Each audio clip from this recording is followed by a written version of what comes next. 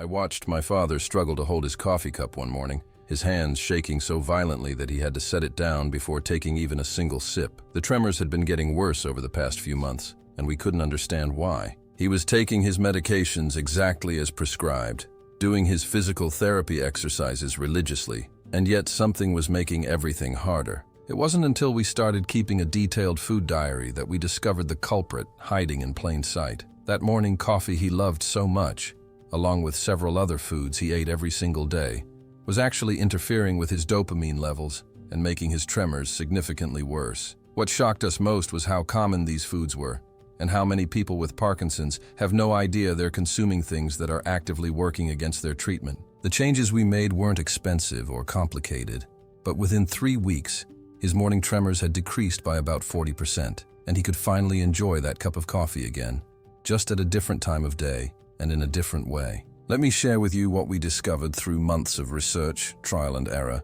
and consultations with his neurologist and a nutritionist who specializes in movement disorders. This information changed everything for our family, and I know it can help you too. The relationship between food and Parkinson's symptoms is something that doesn't get nearly enough attention in most doctors' offices, but the science behind it is solid, and the practical implications are enormous. You need to understand that Parkinson's disease affects your brain's ability to produce and use dopamine, which is the chemical messenger that helps control movement. When you take levodopa medication, which is the gold standard treatment for Parkinson's, your body converts it into dopamine. But here's where things get tricky and where food comes into play in ways most people never realize. Levodopa is an amino acid, and it needs to travel from your stomach through your bloodstream and across the blood-brain barrier to reach your brain where it can do its job. The problem is that other amino acids, particularly the ones found in protein-rich foods, compete with levodopa for absorption. Think of it like a crowded subway car during rush hour.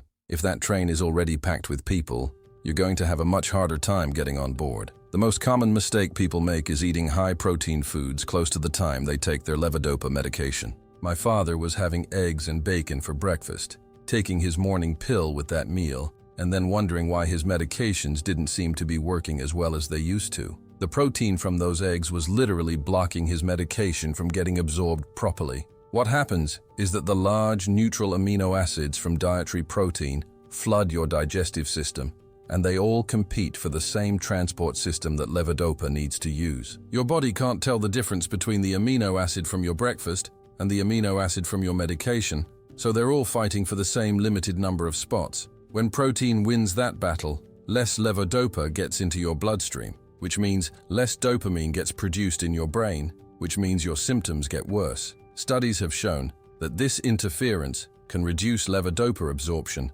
by up to 75% in some cases. That's not a small difference. That's the difference between medication that works and medication that barely makes a dent in your symptoms. But protein isn't the only dietary villain in this story. And this is where things get even more interesting and more actionable. Caffeine is another major player that most people don't think twice about. Now, the relationship between caffeine and Parkinson's is actually complicated and somewhat contradictory, which is why it confuses so many people. Some large population studies have suggested that people who drink coffee regularly might have a lower risk of developing Parkinson's disease in the first place. That sounds great, right? But here's the catch. Once you already have Parkinson's and you're taking medications for it, caffeine can interfere with how those medications work, and it can actually make tremors worse in many people. Caffeine is a stimulant that affects your central nervous system, and for someone whose nervous system is already struggling with movement control, adding a stimulant into the mix can amplify tremors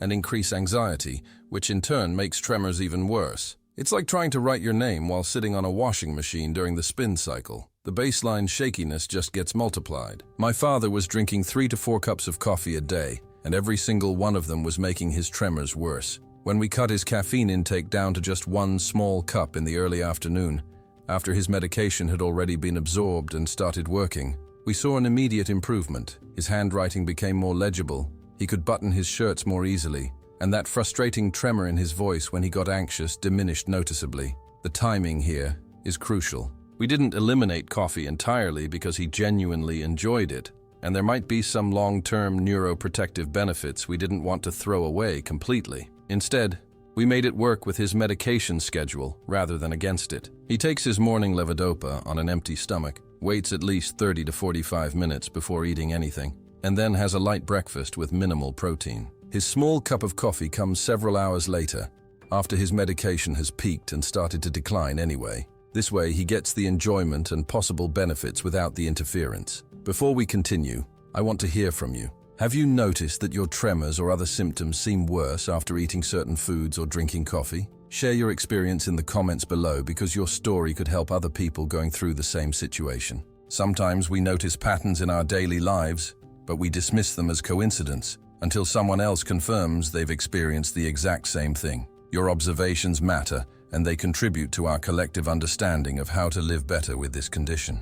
Now let's talk about iron, which is another critical factor that almost nobody mentions when discussing Parkinson's and diet. Iron is essential for your body to function properly. You need it to make red blood cells and to transport oxygen throughout your body. But when it comes to levodopa absorption, iron is actually a significant problem. Iron binds to levodopa in your stomach and intestines, forming compounds that your body cannot absorb effectively. This means that if you're taking an iron supplement or eating iron-rich foods at the same time as your Parkinson's medication, you're essentially throwing a portion of that medication away. It never makes it into your system where it could help control your symptoms. Foods high in iron include red meat, liver, fortified cereals, spinach, beans, and lentils. These are all healthy foods that you shouldn't eliminate from your diet entirely, but you absolutely need to be strategic about when you eat them. We discovered this issue when my father started taking an iron supplement because his doctor noticed his iron levels were a bit low. Within days, his Parkinson's symptoms got dramatically worse. His tremors increased, his rigidity came back with a vengeance, and he felt like his medications had suddenly stopped working. His neurologist immediately recognized what was happening. My father had been taking his iron supplement at the same time as his morning levodopa dose, and the iron was completely blocking the medication's absorption. Once we moved the iron supplement to bedtime, several hours after his last levodopa dose of the day, everything went back to normal within 48 hours. It was like flipping a switch. This taught us a valuable lesson about the importance of timing when it comes to supplements and medications. Just because something is good for your health doesn't mean you can take it whenever you want without consequences. Vitamin B6 is another supplement that people often take without realizing it could be interfering with their Parkinson's treatment. In high doses, vitamin B6 can actually break down levodopa before it reaches the brain, rendering it less effective. This was more of an issue decades ago when people were taking plain levodopa without carbidopa, which is the other component in most modern Parkinson's medications like Sinemet. Carbidopa prevents the breakdown of levodopa outside the brain, which means vitamin B6 is less of a concern now than it used to be. However, if you're taking extremely high doses of B6, either in supplements or in fortified foods, it could still potentially cause problems. The key word here is moderation. Normal dietary amounts of B6 from foods like chicken, fish, potatoes, and bananas are perfectly fine and actually beneficial. It's only when people start megadosing with supplements, sometimes taking 10 or 20 times the recommended daily amount, that problems can occur. Let's shift gears and talk about something that surprised us even more than the protein and caffeine issues. Sugar and refined carbohydrates can have a significant impact on Parkinson's symptoms, but not in the direct medication interference way that protein and iron do. Instead, they affect your symptoms through their impact on inflammation, blood sugar stability, and overall brain health. When you eat a lot of sugar or refined carbs like white bread, pastries, or sugary drinks, your blood sugar spikes rapidly and then crashes just as quickly. These blood sugar roller coasters can make you feel shaky, anxious, fatigued, and mentally foggy. For someone with Parkinson's, these feelings can amplify existing symptoms and make it harder to tell whether you're experiencing a medication wearing off period or just the effects of poor blood sugar control. Additionally, high sugar intake promotes inflammation throughout your body, including in your brain. Chronic inflammation is thought to accelerate the progression of neurodegenerative diseases like Parkinson's, so minimizing it should be a priority. My father had always had a sweet tooth, and he would often have a donut or a couple of cookies in the afternoon as a pick-me-up. What we noticed after tracking his symptoms more carefully was that within an hour or two of having these sugary snacks, his tremors would worsen. He'd feel more tired rather than energized, and he'd often experience brain fog that made it hard for him to follow conversations or remember simple things. When we replaced those refined sugar snacks with more balanced options like a small handful of nuts with a piece of fruit, or some Greek yogurt with berries, the afternoon crashes and symptom spikes diminished significantly. His energy levels became more stable throughout the day, his mood improved, and his cognitive symptoms, which are often overlooked in Parkinson's but can be just as debilitating as the motor symptoms, got noticeably better. The science here is straightforward. Stable blood sugar means stable energy and more predictable symptom patterns, which gives you much more control over your day and your quality of life.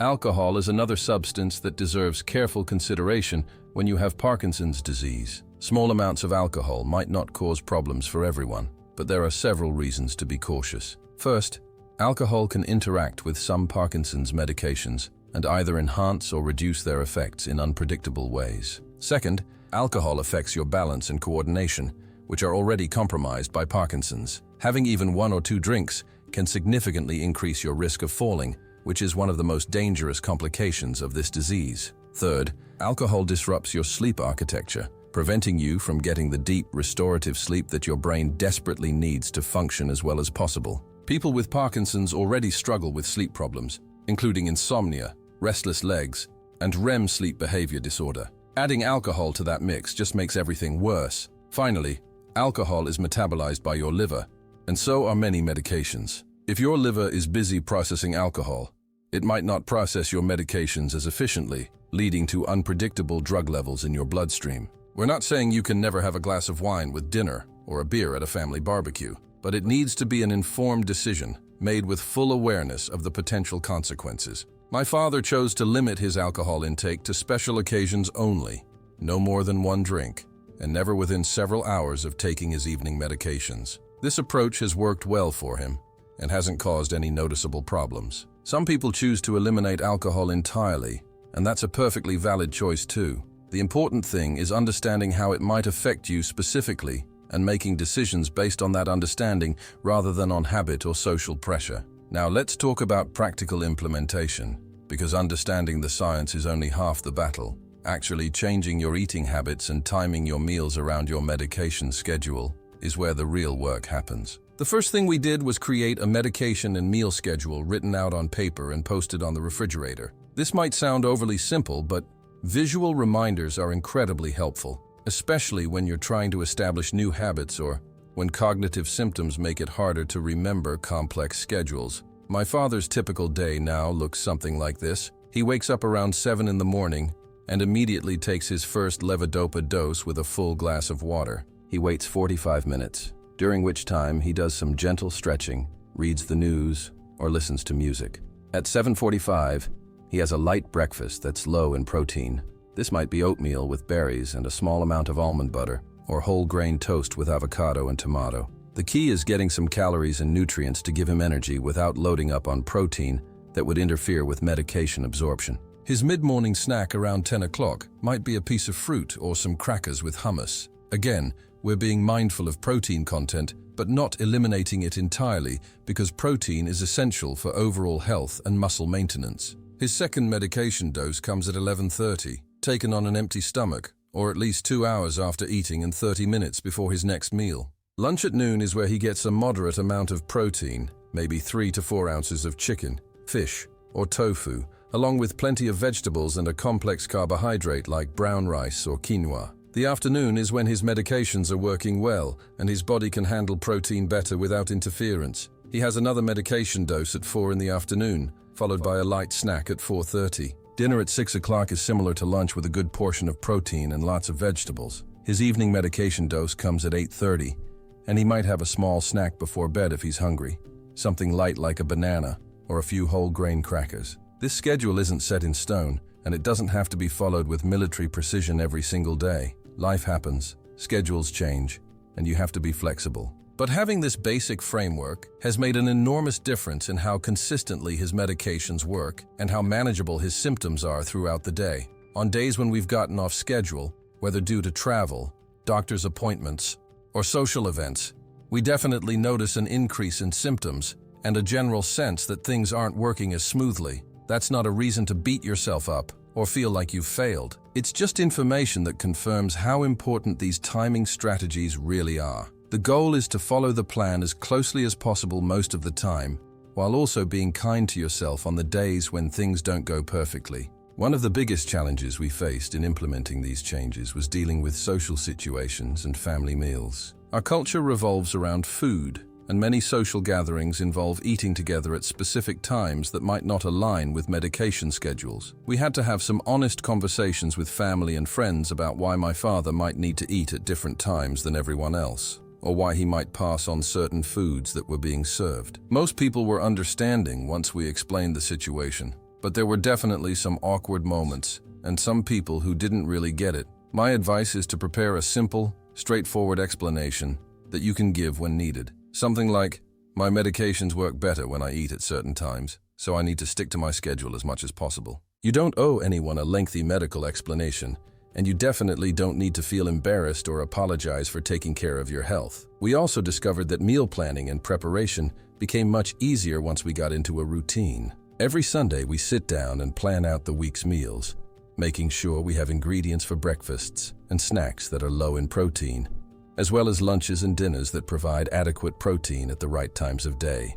We do a big grocery shopping trip and some meal prep on Sunday afternoons, chopping vegetables, cooking some grains and proteins in advance, and portioning out snacks into containers. This upfront work saves an enormous amount of time and mental energy during the week, and it makes it much more likely that we'll stick to the plan rather than defaulting to whatever is quick and convenient. When you're dealing with a chronic illness, anything you can do to reduce daily decision-making and make healthy choices automatic is worth its weight in gold. Let's address the cost and accessibility issues because I know these are real concerns for many people. The good news is that the dietary changes we're talking about don't have to be expensive. You're not buying exotic superfoods or expensive supplements. You're mostly rearranging the timing of when you eat regular foods and being more thoughtful about portion sizes and combinations. Oatmeal, rice, beans, frozen vegetables, eggs, canned fish, and seasonal produce are all relatively inexpensive and form the foundation of a Parkinson's-friendly diet. If money is tight, focus on the timing strategies first. Those are completely free and can make a huge difference even if you can't afford to buy organic produce or grass-fed meat. Eating your protein at lunch and dinner while keeping breakfast light doesn't cost anything extra. Taking your medications on an empty stomach and waiting before eating is free. Reducing your coffee intake saves you money. If you do want to incorporate more fresh vegetables and fruits, shop seasonally and buy what's on sale. Frozen vegetables are just as nutritious as fresh ones and often cheaper. Buying whole chickens and cutting them up yourself, or buying less expensive cuts of meat and using a slow cooker can stretch your protein budget significantly. Beans and lentils are incredibly cheap sources of protein and fiber. A bag of dried beans costs a couple of dollars and provides multiple meals. The point is that you can implement these strategies at whatever budget level you're working with. Don't let perfect be the enemy of good. Do what you can with what you have, and make adjustments over time as you learn more and as your circumstances allow. Now I want to talk about something that doesn't get discussed enough, which is the emotional and psychological aspect of making these dietary changes. Food is not just fuel, it's comfort, it's tradition, it's social connection, it's one of life's great pleasures. When you have to start thinking about food in terms of timing and protein content and medication interactions, it can take some of the joy out of eating. My father went through a period of frustration and even mild depression about all these restrictions and rules. He felt like Parkinson's was taking away yet another thing he enjoyed. We had to work through those feelings and find ways to make food enjoyable again within the new framework. We started experimenting with new recipes and flavors that fit within the guidelines. We made an effort to make meals visually appealing and to eat together as a family whenever possible. We found ways to adapt his favorite dishes so they worked with his medication schedule. For example, he loved having a big breakfast with eggs and bacon, which we now know is terrible for levodopa absorption in the morning. So we moved that meal to brunch on weekends, a couple of hours after his morning medication has already been absorbed. He still gets to enjoy it, just at a different time. His beloved coffee had to be limited, but we upgraded to really good quality coffee and made that one afternoon cup something special to look forward to. These might seem like small things, but they made a huge difference in his willingness to stick with the plan and in his overall mood and quality of life. If you're feeling frustrated or deprived by dietary changes, please know that those feelings are completely valid and normal. Give yourself permission to grieve the losses, even the small ones, and then get creative about finding new sources of pleasure and satisfaction within your new reality. Another important point is that everyone's Parkinson's is different, and everyone's response to dietary changes will be different. What worked perfectly for my father might not work exactly the same way for you. Some people are more sensitive to protein interference than others. Some people can tolerate caffeine without any increase in tremors. Some people have digestive issues that affect how they absorb medications regardless of what they eat. This is why keeping a detailed symptom and food diary is so valuable, especially in the beginning when you're trying to figure out your personal patterns and triggers. Write down what you eat, when you eat it, when you take your medications, and how your symptoms are throughout the day. After a few weeks, patterns will start to emerge. You might notice that your tremors are always worse in the late morning after a high-protein breakfast. You might realize that your medications don't seem to work as well on days when you have coffee with breakfast. You might discover that you feel better overall when you eat more vegetables and fewer processed foods. This information becomes a powerful tool for working with your doctor and nutritionist to fine-tune your treatment plan. It gives them concrete data to work with rather than vague reports of symptoms being better or worse. It also empowers you to take an active role in your own care, rather than feeling like a passive recipient of whatever the disease throws at you. That sense of control and agency is incredibly important for mental health and overall well-being when you're dealing with a chronic progressive condition like Parkinson's. Every small thing you can do to improve your symptoms or slow the progression is a victory worth celebrating. Let me share another story that illustrates why individualization is so important. We met a woman in my father's Parkinson's support group who was having terrible problems with constipation, which is an extremely common non-motor symptom of Parkinson's. She was eating a high-fiber diet with lots of whole grains and vegetables, which is usually recommended for constipation. But she wasn't improving and in fact seemed to be getting worse. After working with a dietitian, she discovered that she had developed a sensitivity to certain high-fiber foods, particularly beans and cruciferous vegetables like broccoli and cauliflower. These foods were causing gas, bloating, and actually making her constipation worse rather than better. Once she switched to different fiber sources like ground flaxseed, chia seeds, and cooked carrots and squash, along with increasing her water intake significantly, her digestive issues improved dramatically. This is a perfect example of why generic advice doesn't always work and why you need to pay attention to your own body's signals. Speaking of constipation, this is such a significant issue in Parkinson's that it deserves its own discussion in the context of diet. Constipation can start years before motor symptoms appear, and it affects up to 80% of people with Parkinson's at some point in their disease. It happens because Parkinson's affects the autonomic nervous system, which controls automatic functions like digestion. The muscles in your digestive tract don't contract as effectively, which slows down the movement of food and waste through your system. Constipation isn't just uncomfortable. It can actually interfere with medication absorption because if your stomach isn't emptying properly, your levodopa just sits there not getting absorbed and not helping your symptoms. This creates a vicious cycle where constipation makes your medications work less effectively, which makes your symptoms worse, which can make constipation worse. Dietary strategies for managing constipation in Parkinson's include drinking plenty of water throughout the day, at least 8 to 10 glasses if possible. Dehydration makes constipation worse and can also affect medication effectiveness. Include sources of soluble fiber in your diet like oats, flaxseed, chia seeds, and psyllium husk. These create a gel-like substance in your digestive tract that helps move things along. Insoluble fiber from vegetables and fruits is also important but needs to be balanced. Too much too fast can cause bloating and discomfort. Prunes and prune juice are old-fashioned remedies that actually work for many people. Prunes contain sorbitol, which has a natural laxative effect, as well as fiber. Regular physical activity, even gentle walking,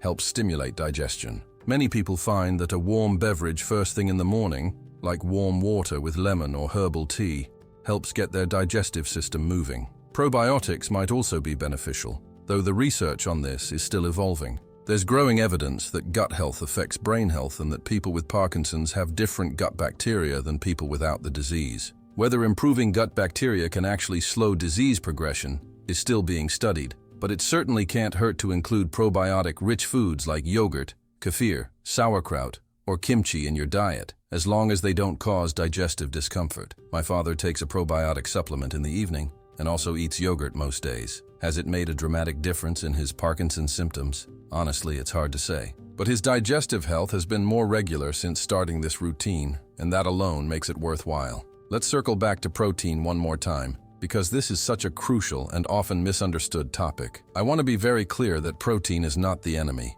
Your body needs protein to maintain muscle mass, support immune function, heal tissues, and carry out countless other essential processes. People with Parkinson's are at risk for weight loss and muscle wasting, especially as the disease progresses. Inadequate protein intake will make those problems worse and can lead to frailty, falls, and decreased quality of life. So the goal is absolutely not to eliminate protein or even to drastically reduce overall protein intake. The goal is to be strategic about when you consume protein in relationship to your levodopa medications. This is called protein redistribution, and research has shown it can significantly improve motor fluctuations and on-off periods in many people with Parkinson's. The typical approach to protein redistribution is to keep protein intake low at breakfast and in the morning hours, moderate at lunch, and then have a larger portion of protein at dinner. Some people go even further and save almost all of their protein for the evening meal after their last levodopa dose has been taken. This approach can work well for some people, but it's quite restrictive and can be difficult to stick with long term. It also raises concerns about whether you're getting adequate protein spread throughout the day for optimal muscle synthesis. My father and his dietitian decided on a more moderate approach, where he gets about 10 to 15 grams of protein at breakfast, 30 to 40 grams at lunch, and 40 to 50 grams at dinner. His total daily protein intake is in the range of 80 to 100 grams, which is appropriate for his age, size, and activity level. The specific numbers will be different for everyone based on individual factors. What we've found is that this moderate redistribution approach gives him the benefits of better medication absorption in the morning when his symptoms tend to be worst, while still providing adequate protein throughout the day for overall health. His morning tremors have improved significantly. His morning medications work more reliably, and he has more good hours in the first half of the day when he's most alert and wants to be active. He hasn't experienced any negative effects from the lower protein breakfast, and he doesn't feel hungry or deprived because he knows he'll get a satisfying amount of protein later in the day. If you're interested in trying protein redistribution, please work with a dietitian who has experience with Parkinson's disease. They can help you calculate your individual protein needs and create a meal plan that distributes protein appropriately while ensuring you're getting all the other nutrients you need as well. There are some people who should not try protein redistribution or who should only do so under close medical supervision. If you have kidney disease, diabetes, wounds that need to heal, or if you're already underweight or losing weight unintentionally, protein redistribution might not be appropriate for you. If you're experiencing significant side effects from your levodopa medications like hallucinations or dyskinesias, changing your protein intake could potentially make those side effects worse. Always discuss dietary changes with your neurologist before implementing them, especially changes that might affect how your medications work. Your doctor might want to adjust your medication doses or timing in conjunction with dietary changes to get the best results. I also want to talk about the importance of staying hydrated because this is something people often overlook, but it has a real impact on how you feel and how well your medications work. Dehydration can worsen fatigue, dizziness, constipation, and cognitive symptoms. It can also affect medication absorption and blood pressure regulation. People with Parkinson's are at increased risk for dehydration for several reasons. Some medications can increase urination.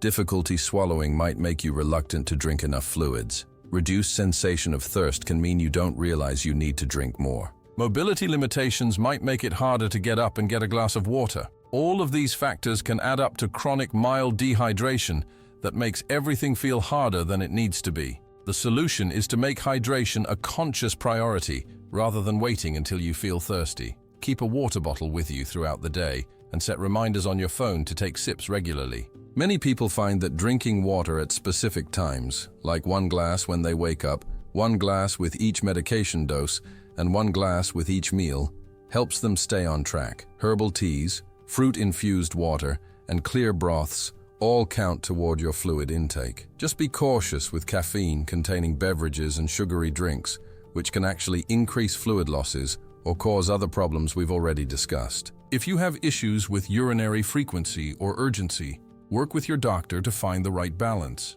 You might need to front-load your fluid intake earlier in the day and taper off in the evening to reduce nighttime bathroom trips. Now let's address supplements more broadly, because this is an area where people often waste money on things that don't help and occasionally take things that actually make their symptoms worse. The supplement industry is largely unregulated, which means products can make claims that aren't backed by solid science. People with chronic illnesses are particularly vulnerable to predatory marketing that promises miracle cures or dramatic improvements. I'm going to be completely honest with you. There is no supplement that will cure Parkinson's disease or reverse its progression. Anyone who tells you otherwise is lying to you and probably trying to take your money. That said, there are some supplements that have reasonable scientific evidence supporting their use for specific symptoms or for overall health support in people with Parkinson's. Coenzyme Q10, also called CoQ10, is one supplement that has been studied fairly extensively in Parkinson's disease.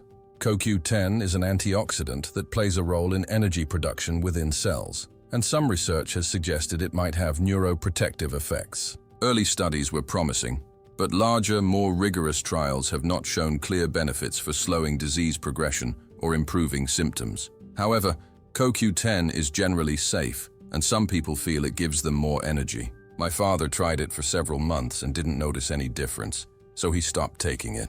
That's a perfectly reasonable approach. Try something that has at least some scientific rationale behind it. Give it an adequate trial period to see if it helps.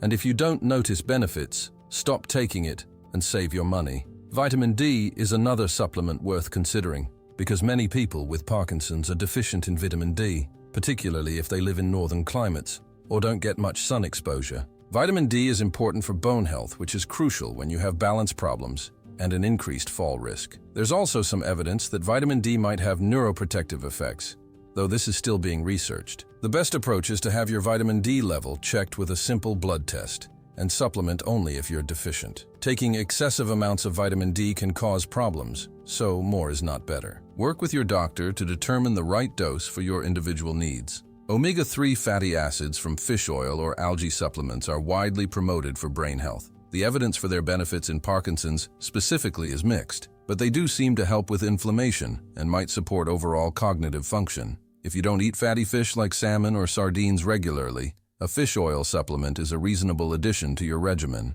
Just make sure you're buying a quality product from a reputable company that tests for contaminants like mercury. My father takes fish oil daily because he doesn't like eating fish more than once a week. We chose a brand that's third-party tested and provides about 1,000 milligrams of combined EPA and DHA per day. Turmeric and its active compound curcumin get a lot of attention for their anti-inflammatory properties. Some people with Parkinson's swear by turmeric supplements for reducing pain and stiffness. The scientific evidence is preliminary but somewhat promising. The challenge with curcumin is that it's not well absorbed by the body unless it's combined with black pepper extract or taken in a special formulation. If you want to try it, look for a product that enhances absorption and give it at least a month or two to see if you notice any benefits. My father tried it and felt it helped somewhat with the muscle aches and stiffness he experiences, so he continues to take it. Your experience might be different. What you should definitely avoid are supplements that make big promises,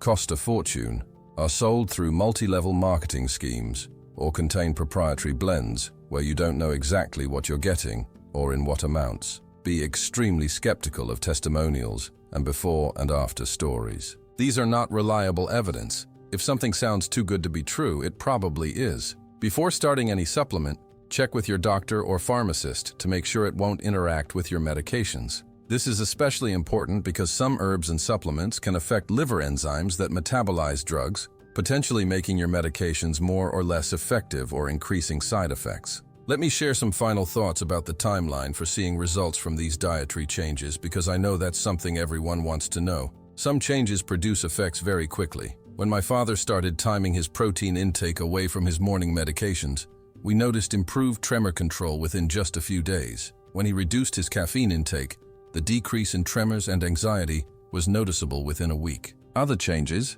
like reducing sugar and increasing vegetables, took longer to show benefits. His overall energy levels, his mood, and his cognitive clarity gradually improved over about a month as his blood sugar became more stable and inflammation decreased. His digestive issues took about 6 weeks to really improve after we increased fiber and fluids and added probiotics. Weight stabilization and maintaining muscle mass are ongoing processes that take months to years of consistent attention to protein intake and exercise. The key is to stick with the changes long enough to see results, but also to be patient and not expect miracles overnight. Make 1 or 2 changes at a time rather than trying to overhaul everything at once. This makes the process less overwhelming and also makes it easier to tell which changes are actually helping. If you change 10 things simultaneously and you feel better, you won't know which of those 10 things made the difference. Start with the protein timing strategy, because that tends to have the most noticeable and immediate impact for most people. Once you've got that dialed in, move on to addressing caffeine, then sugar, then supplements, and so on. This stepwise approach is more sustainable long-term than trying to be perfect from day one. Before we wrap up, I want to emphasize one more time that dietary changes are not a replacement for medication, physical therapy, or other medical treatments for Parkinson's disease. They are a complement to those treatments, a powerful complement that can significantly improve your quality of life and possibly slow disease progression, but still just one piece of a larger treatment puzzle. You need a comprehensive approach that addresses movement, cognition, mood, sleep, social connection, and purpose. Diet is important, but it's not everything. Don't neglect your exercise routine or your medications or your mental health support in favor of focusing solely on food. Balance is key in all things. If this video brought valuable information to you, subscribe to the channel and hit the bell icon to receive notifications of new content. We share practical, evidence-based strategies every week to help you live better with Parkinson's. Our community is made up of people who, just like you, are seeking knowledge and support on this journey. You're not alone in this. There are millions of people around the world living with Parkinson's disease, finding ways to adapt, staying engaged with life, supporting each other through the challenges, and celebrating the victories, no matter how small they might seem. Every day that you wake up and keep going, every strategy you try, every adjustment you make is an act of courage and resilience. Be proud of yourself for seeking information, for being willing to make changes, for not giving up. Your efforts matter, and they make a real difference in your life and in the lives of the people who love you.